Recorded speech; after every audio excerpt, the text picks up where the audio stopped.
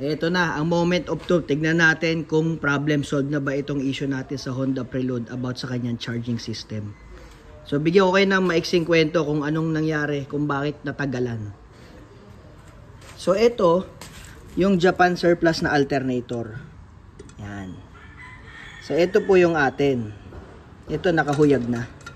So, ang kaibahan, pag nilipat mo pala yung laman loob nito dito, mas maliit po yung laman loob nito. Hindi siya sukat. Doon nagkakapareha sila sa ibang pyesa. Sa IC, parehas.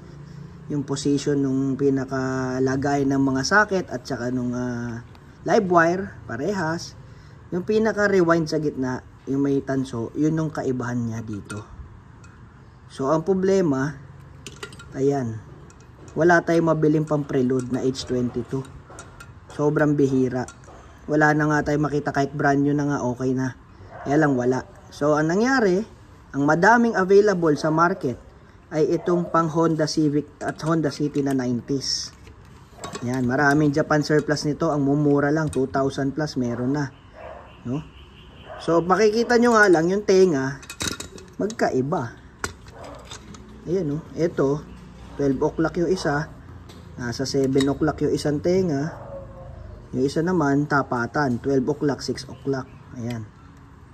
Tapos, yung pulley, malaki to, maliit to. So, yung alignment, magkakaiba din. Bakit? Ito ay 4PK. 4 na guhit. Ito ay 5PK. Malapad, 5 guhit ang belt nito.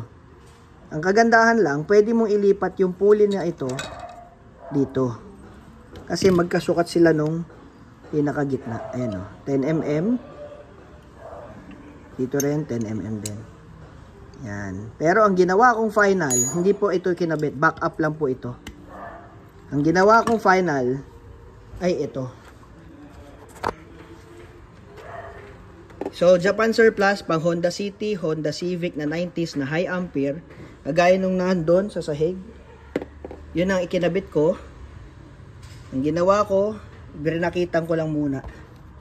Yan. Nagdugtong ako ng bracket, yung pa letter C na may mahabang butas. Yung parang sa mga Toyota 4K. Actually, doon ko yung nakuha sa nakatambak kong Toyota 4K na makina. Pa-letter C na ganyan, tapos yung butas mahaba. Yan. Nilagyan ko lang ng washer, ng nut, para umalign yung pulley. Yung belt, papalitan din natin yan ng bago. Kasi ginupit ko yung isang guhit.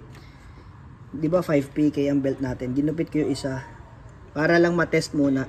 Since mura lang naman ang belt, madali lang yun. Tsaka luma na rin yung belt ko. Para lang malaman kung okay yung alternator. So, yung 5PK na belt, ginupit ko yung isang guhit.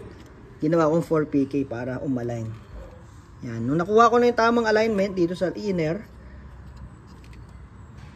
nag-bracket ako. Walang welding na ginawa. Bolts and nuts lang. Higpit. Ito, cable tie na lang ito. Wala pa ngayon kasi so, dumidikit siya dito pag walang tali. Kaya tinalian ko muna. Start na natin ngayon. Tignan natin kung okay yung ating experiment. Ang kagandahan kasi doon, pagka yung conversion na yun ay nag-work, ang mangyayari, pag sa susunod masisiraan tayo ng alternator, lagi na tayong pang Civic na lang tsaka pang City na 90s. Napakadali na humanap. Start tayo.